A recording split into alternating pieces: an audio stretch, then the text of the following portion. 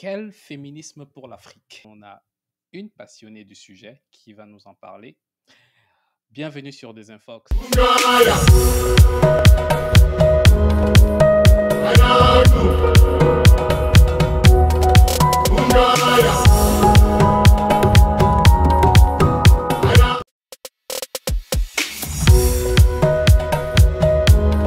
Je suis Lydia Lobet, je suis une heureuse femme noire, maman de 4 enfants et j'exerce en tant que, oui, j'exerce en tant que business analyst, chef de projet en banque d'investissement pour les banques, en tout cas sur Paris. Et à côté, j'ai des projets beaucoup plus personnels, notamment un magazine qui s'appelle Le Pas Féminin.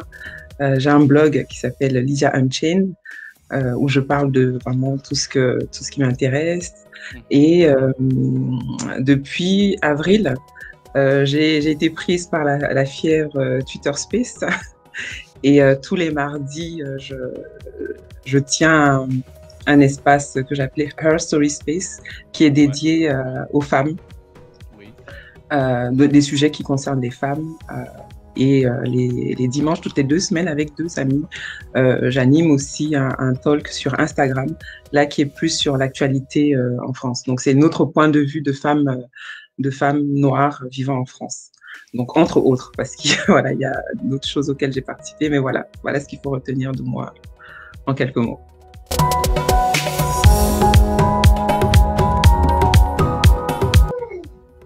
Alors c'est une intersection des deux. Okay. C'est-à-dire que je ne suis pas dans l'approche, on va dire, éloignée, dans le sens où, attends, excuse-moi, Lydia devrait donc remercier. Merci, oui, merci, syndicat Ania CM. Oui, merci Merguel pour cette activité à ondes positives. Donc oui, je disais, je me considère en tout cas comme à l'intersection des deux, parce que d'un côté, effectivement, j'ai vu des choses qui ne font pas plaisir, mais d'une autre façon, je les ai pas forcément vécues. Et en tout cas, en termes de violence physique, pas dans l'ampleur, en tout cas, que j'ai pu voir. Et effectivement, pendant longtemps, je me disais, bon, est-ce que c'est légitime, tu vois, de parler d'un sujet que finalement on n'a pas forcément vécu dans la même ampleur, en fait. Et pour mon expérience personnelle, j'ai eu des moments aussi difficiles personnellement, et je me suis rendu compte qu'en fait, il n'y a pas de... Ce que je minimisais, en fait, ce que j'avais, en tout cas, que je commençais à minimiser dans tous les cas, c'était aussi une forme de violence. Et au final, on vit un peu dans une société qui hiérarchise un peu la violence, alors que la violence, en fait, c'est la violence, tu vois. Donc, c'est pour ça que je dis, voilà, je suis un peu une intersection, parce que, voilà, au départ, je me disais, mais tu es qui pour te prononcer, en fait, tu vois. Mais au final, tu peux te prononcer, tu dois te prononcer, c'est-à-dire que tu n'as pas forcément besoin, parce que ça a été une question vraiment pendant longtemps, est-ce qu'il faut vraiment avoir reçu un coup de poing ou avoir eu les cheveux arrachés pour s'exprimer? Tu vois, c'était vraiment ça. Et à un moment, quand tu prends le sujet dans sa globalité, pas juste focalisé sur les violences, en fait, tu te rends compte que oui, en fait, tu peux intervenir, tu peux donner non seulement ton expérience, mais ta façon aussi de voir des choses, parce que c'est ça qui fait, en quelque sorte, évoluer les mentalités, c'est ça qui fait bouger les lignes. Il y a des personnes qui vont avoir une audience beaucoup plus large, et il y a des personnes qui vont avoir une audience, on va dire, beaucoup plus privée, mais dans tous les cas, c'est ça qui va faire changer d'un iota, c'est déjà suffisant, en fait. Donc, voilà comment je me positionne, en tout cas, entre les deux. Après, j'ai pas le côté très statistique, très, tu vois, cartésien, parce que j'ai pas, en tout cas, sur la partie africaine, je peux trouver 2-3 trucs, quelques informations, mais c'est pas ça, en fait, qui, on va dire, qui va justifier ou bien qui va donner du poids à ce que je pense ou à ce que je dis.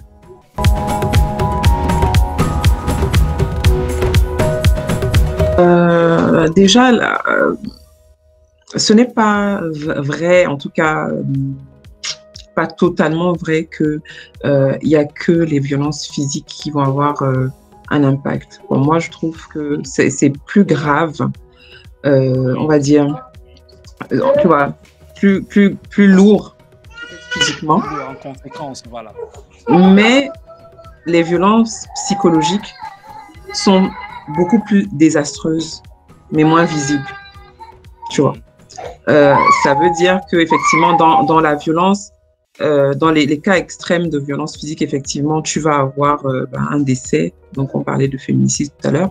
Mais la violence psychologique peut pousser au suicide. Oui. Et ça, tu n'as aucun moyen de tracer, en fait. Tu vois.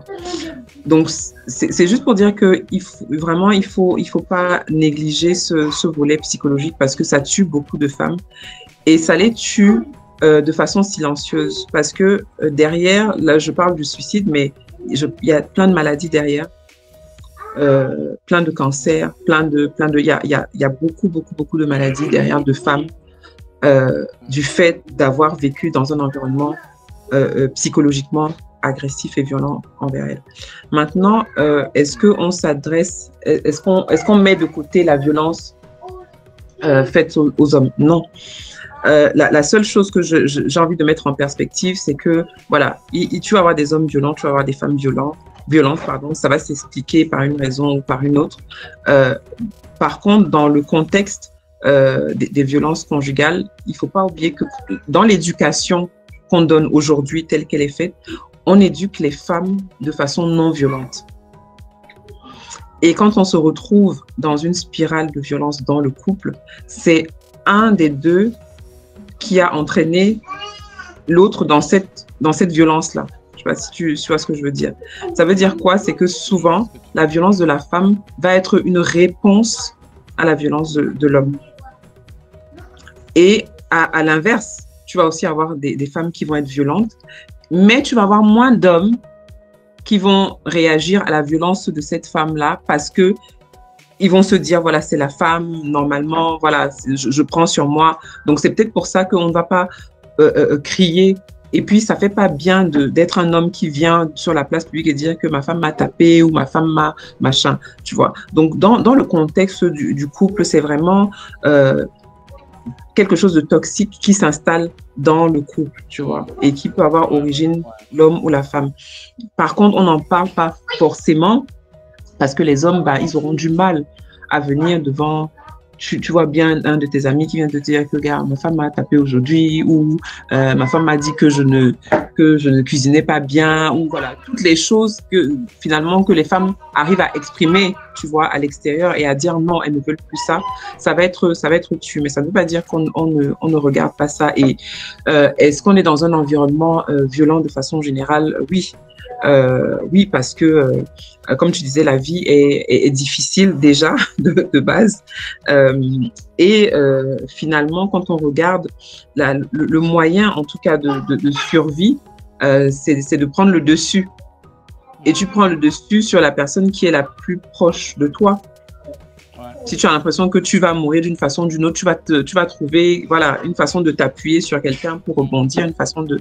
Donc, oui, oui, on est dans un contexte violent et c'est quelque chose à adresser de façon globale, effectivement. C'est-à-dire qu'on ne va pas donner des sanctions pour les hommes seulement, mais ça va être toute personne reconnue coupable de tel type de violence, telle sanction.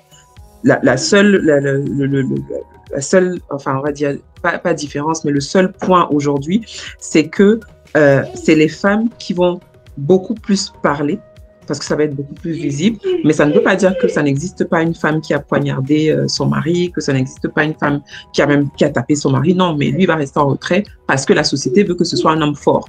La société veut que, en fait, c'est lui qui est le dessus. Donc, quand une femme vient pleurer parce que son mari l'a tapé, c'est ton mari. Imagine un homme qui vient pleurer comme ça. Je te laisse toi-même dire comment ça va se finir pour lui, quoi. Donc voilà. Alors, c'est difficile comme règle de ne prôner que la sanction, non? Alors, quand je parle de sanction, c'est vraiment ma vision, en tout cas, c'est que comme je disais tout à l'heure, pour moi, les adultes, quelque part, ce qui leur fait peur, c'est d'être sanctionnés. Ce n'est pas que ça. Il y a plein d'autres mesures. Il y a justement des plateformes comme celle-là où on va aborder le sujet. On va essayer de donner notre vision, notre perspective. Mais je ne suis pas sûre que beaucoup d'hommes vont s'asseoir pour écouter une femme qui parle.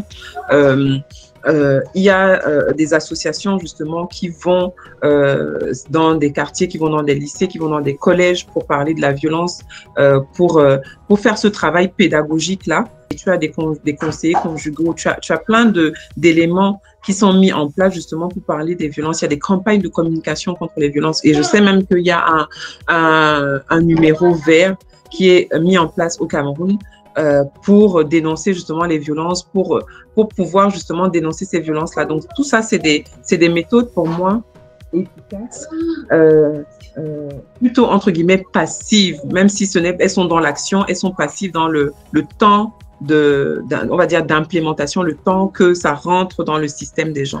Par contre, le côté sanction, c'est vraiment le truc qui va arrêter net. Si tu dis à un homme aujourd'hui que s'il touche sa femme, après 3 récidives, oui, que sa femme vienne se plaindre et qu'on arrive à prouver ça et qu'on lui dit qu'il va payer 100 000, je peux t'assurer qu'il va se lever, il va aller prendre l'air. Mais il y a des initiatives justement pour commencer à parler de ces problématiques-là. Maintenant, je ne prône pas que la sanction, mais je dis, pour moi, c'est quelque chose, quand on arrive à l'âge adulte, qui fonctionne.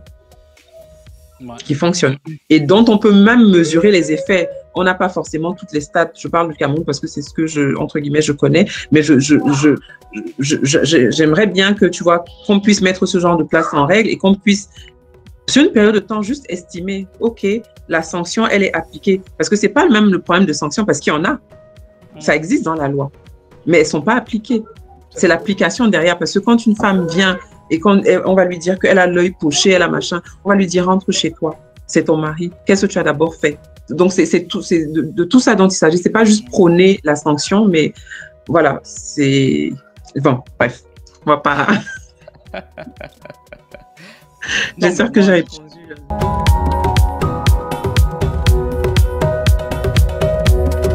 Mon pseudo, sinon sur Twitter, je suis beaucoup plus sur Twitter, @Lydia. Mon blog WordPress, Lydia Unchained.